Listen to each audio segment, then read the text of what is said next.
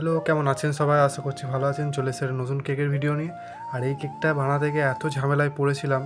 আমাকে একটা cake order করেছিল বিড়াল থিমের, মানে ক্যাট যেটা হয় বিড়াল। তো সেই হিসেবে আমাকে বলেছিল পুরো ব্ল্যাক কালারের হবে। আর ব্ল্যাক কালার করতে আনতে কতটা কষ্ট সেটা তো বিশাল ঝামেলা, কারণ সেই কালারটা ডিপ আনা যায় না একদমই ক্রিমের মধ্যে। ওটা ফন্ডেনে কাজ ছিল, কিন্তু আমি ভেবেছিলাম যে ক্রিম দিয়ে করা যেতেও পারে, হয়তো চেষ্টা করে দেখবো আমি বলেছিলাম। তো যতটা সম্ভব বলেছিলাম যে এরকম ব্ল্যাক কালারটা নাও আসতে পারে। তো বলেছিল ঠিক আছে, নো প্রবলেম। তো আমি সেই হিসেবে করার চেষ্টা করছিলাম, কিন্তু ব্ল্যাক কালারটা একদমই আসছিল না, আসছিল একটু ধূসর কালারটা।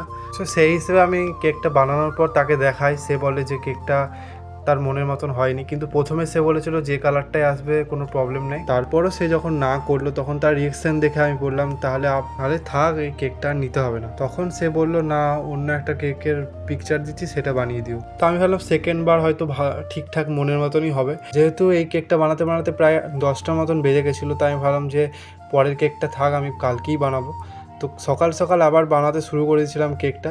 তখন আবার সে কেকটা দেখার পর বলে যে বিড়ালের মানে কালারটা আর কেকের কালারটা ম্যাচ হয়ে যাচ্ছে, তাই দেখা যাচ্ছে না। তখন আমার ধৈর্য হারিয়ে গেল, আমি ভাবলাম কেকটা থাক, দেবোই না। তো সেই হিসেবে আমি বললাম দোকান থেকে নিয়ে নিতে। আর এদিকে চকলেটও আমার নষ্ট হলো, তো আমি কিছু মনে করিনি। তারপর আমি ভেবে নিয়েছিলাম যে কেকটা ফালতু নষ্ট করে লাভ নেই। সো 15 আগস্টের থিম কেক বানিয়ে কেকটা ঘরেই খেয়ে নিলাম।